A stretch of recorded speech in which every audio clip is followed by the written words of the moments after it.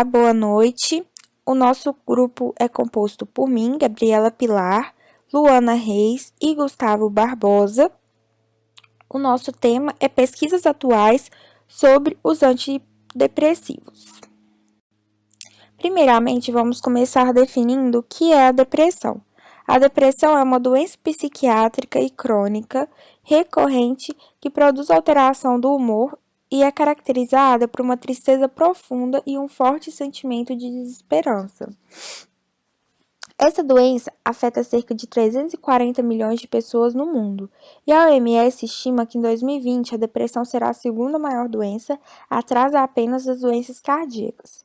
E com certeza, com o cenário atual de pandemia, esses números foram muito maiores do que o esperado.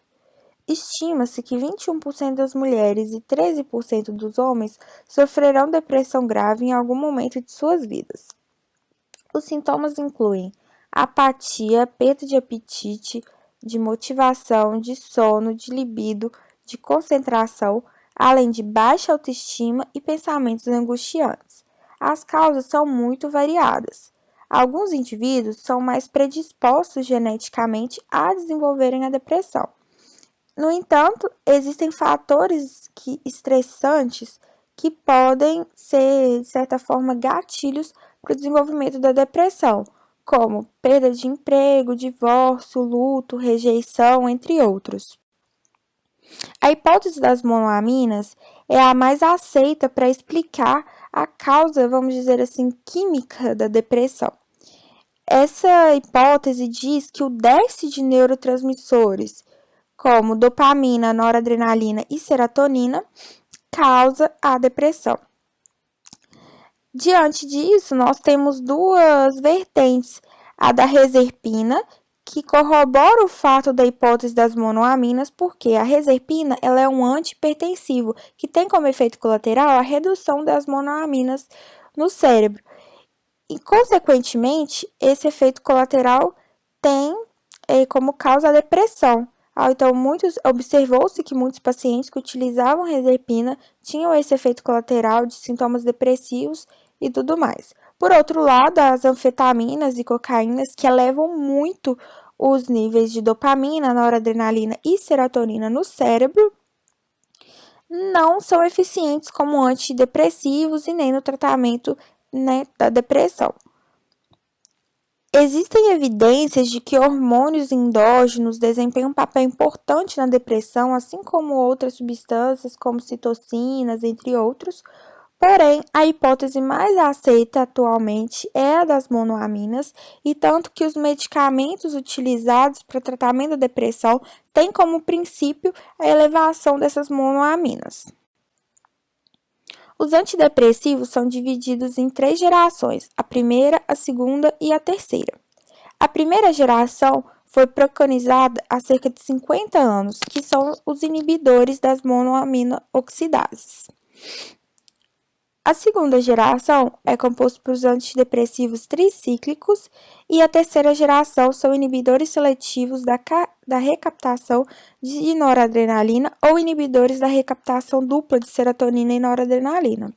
É válido ressaltar que os antidepressivos de primeira e segunda geração, eles são menos específicos. Então, consequentemente, eles possuem muito mais efeitos colaterais, enquanto os de terceira geração eles são mais específicos e, por sua vez, possuem menos efeitos colaterais para o paciente. Aqui nós temos um exemplo do princípio do funcionamento desses antidepressivos. Aqui nós temos a fenda sináptica, que é onde eu citei anteriormente, que a gente tem que ter a quantidade de monoaminas aqui suficiente para fazer as conexões, fazer as sinapses, e a gente tem que preconizar, no caso da depressão, como tem uma baixa concentração de monoamina nessa fenda, a gente tem que preconizar um aumento dessas monoaminas o maior possível, nessa fenda. Então, tem duas formas de se fazer isso, fazendo com que as enzimas que podem, que degradam os neurotransmissores, seja inibida, logo os neurotransmissores permanecerão mais tempo na fenda, ou inibindo a recaptação da monoamina. Então, dessas duas formas, é possível fazer com que essas monoaminas fiquem mais tempo aqui disponíveis na fenda.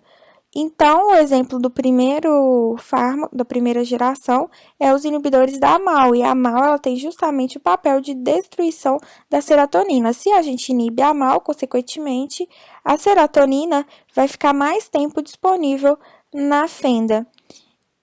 E no caso dos de segunda e terceira geração, eles inibem a recaptação de noradrenalina, serotonina e dopamina, que vai realmente corroborar o fato de que essas monoaminas vão ficar mais tempo aqui na fenda para ter os efeitos terapêuticos aí da depressão. Aí aqui nós temos alguns exemplos só, os antidepressivos de primeira e segunda geração. Os antidepressivos de primeira geração, nós temos o exemplo da iproniazida. Os de segunda geração, nós temos a imipramina. E os de terceira geração, nós temos muito mais exemplos, né, que são atualmente os mais usados, justamente pelo fato que eu citei, que eles têm menos efeitos colaterais, que é a nortriptilina, a fluoxetina, paroxetina, venlafaxina, entre outros. Referente às pesquisas recentes para o desenvolvimento de novos fármacos antidepressivos, o maior interesse está nos que possuem ação dupla, interagindo com mais de um alvo. Por exemplo, a inibição da recaptação de serotonina e concomitante de noradrenalina, como a venlafaxina, fármaco já disponível, ou que bloqueiem a recaptação de serotonina e antagonizem alguns dos receptores de serotonina. Neste ponto, é importante ressaltar que, como dito anteriormente, a hipótese das monoaminas, uma melhora do quadro se daria com o aumento dos níveis de serotonina, induzindo o raciocínio ao uso de agonistas para esses receptores.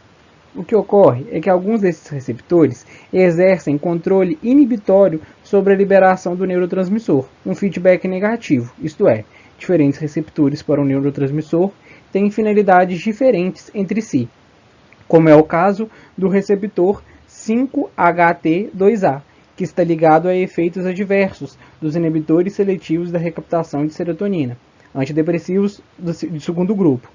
Portanto, seria de interesse farmacoterapêutico o desenvolvimento de antagonistas seletivos. Na imagem vemos uma explicação do mecanismo de ação de fármacos já disponíveis, venlafaxina e duloxetina, como inibidores seletivos da recaptação de serotonina e noradrenalina, e uma imagem de cristalografia da estrutura do receptor 5-HT2A. O receptor de serotonina mais recentemente descoberto, 5-HT7, é também um autorreceptor, como 5-HT2A, e tem um papel importante na depressão e outros transtornos neurológicos. Agora, vamos discorrer sobre os trabalhos do grupo SmithKline e colaboradores no desenho de um novo fármaco, tendo como alvo este receptor. Neste estudo, foi realizada uma triagem em busca de estruturas moleculares com afinidade pelo receptor 5-HT7, sendo identificado como candidato promissor a sulfonamida, molécula formada por um anel de naftaleno, um grupo sulfonamida e uma pirimidina, com 2 centros de simetria, indicado como estrutura 1. Prosseguiu-se com testes com os 2 diastroisômeros possíveis para a sulfonamida. Para cada diastroisômero, há 2 enantiômeros, portanto havendo 4 possibilidades de estereoisômeros, RR, SS, RS e SR.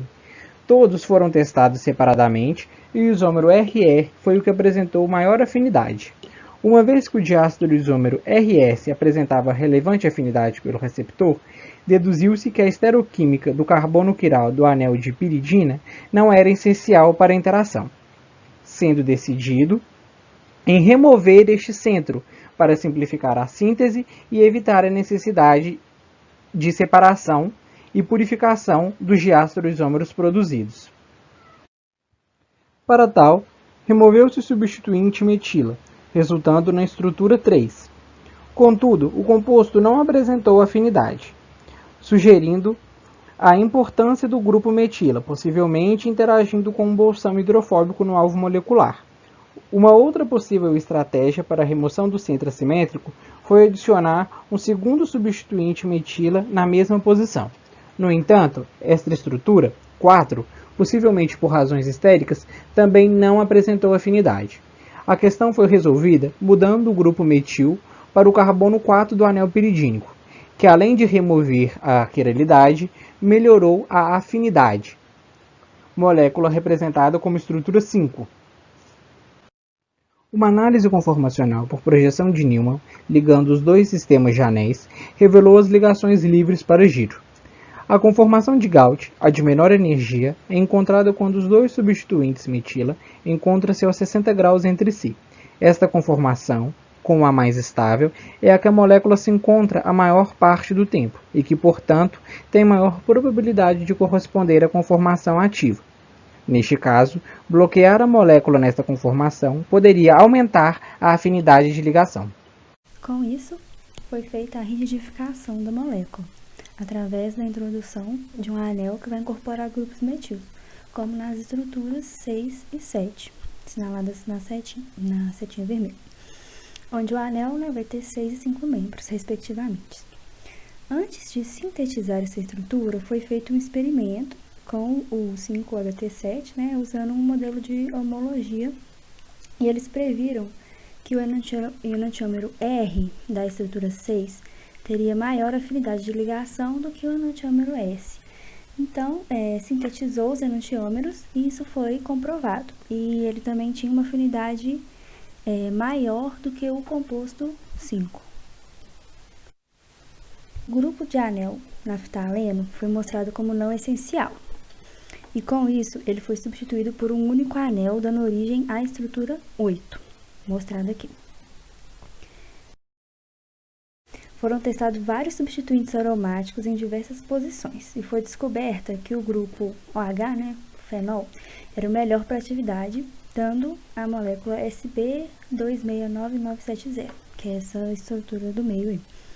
E eles tinham a hipótese que esse grupo fenol fazia interações do tipo ligações de hidrogênio com o sítio de ligação, e essa hipótese foi confirmada porque eles encaixaram a molécula em um modelo e identificaram uma possível interação de ligação de hidrogênio.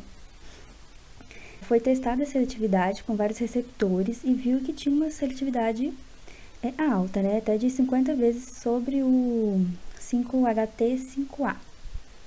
Também demonstrou que essa molécula era um agonista inverso, que ela ligava no mesmo receptor do agonista, só que induzia uma resposta farmacologicamente inversa. Como essa estrutura, esse SB269970, ele tem esse grupo fenólico, ele é propenso a reações metabólicas de fase 2, reações de conjugação que acarretaria numa excreção rápida. Só que esse grupo fenólico está envolvido numa interação importante, como já foi falado. E ao invés de removê-lo, foi substituído por um bioisóster, que é tipo um substituinte que tem propriedades semelhantes e produz propriedades biológicas semelhantes também à anterior. Então, com isso, eles trocaram o fenol por esse indol, que foi conseguido pela fusão de um heterociclo de 5 membros no anel com o grupo NH na mesma posição do fenol original, que aí deu origem a essa estrutura 9. Só que o composto teve uma eliminação muito rápida e uma biodisponibilidade zero quando foi testado em ratos. Então, eles resolveram mudar o foco, para o substituto de metilo no anel de piperidina. Aí a modelagem molecular, ela evidenciou que poderia ser possível substituir esse grupo metil com um substituinte que se estenderia numa grande bolsa hidrofóbica, próxima ao sítio de ligação. Então, eles tentaram um substituinte com anel aromático, para aumentar a possibilidade da ligação com esse bolso hidrofóbico. E foi testado vários substituintes. E o fluorobenzoílo foi um dos melhores, como mostrado na estrutura 10, na estrutura X. Só que essa estrutura tinha uma afinidade muito alta pelo alfa 1B adreno receptor e pelo receptor 5HT7. Com isso, eles foram variando, né, os substituintes dessa extremidade do anel aromático até encontrar um que seja bom. E eles encontraram, que foi o grupo clorofenóxido. E ele tinha uma seletividade melhor que essa estrutura SB656104. Essa estrutura foi testada e viu que ela tinha um melhor, né, equilíbrio de propriedades, mesmo ela tendo uma afinidade pelo 5-HT7 um pouco menor. Essa estrutura ela tem uma maior duração no sangue e teve uma biodisponibilidade oral de 16%. Então, essa última estrutura ela foi utilizada como base para estudos posteriores. Por fim, a gente pode ver que a modelagem molecular é uma estratégia, né, promissora, que usa um background já disponível de informação, né, da química medicinal, da farmacodinâmica, para estudos que vai otimizar em custo e tempo processos de desenvolvimento de fármacos, levando a resultados mais promissores, né? Esse sentido de otimizar em custo é no sentido de que não precisa fazer, né, vários testes em vivo com diversas substâncias e tudo mais. Pode ser feita, né, uma triagem prévia com várias substâncias, né, delimitando o espaço, tendo em vista que um desenho de fármaco é caro, né, além de ser uma área de preeminência de ação do farmacêutico pela formação transversal. Além disso, a modelagem molecular é uma técnica que permite minimizar efeitos adversos, prever perfil farmacocinético, possibilita fazer modificações planejadas que identificam os diferentes níveis de contribuição farmacofórica e também a conformação bioativa. Muito obrigada e boa noite.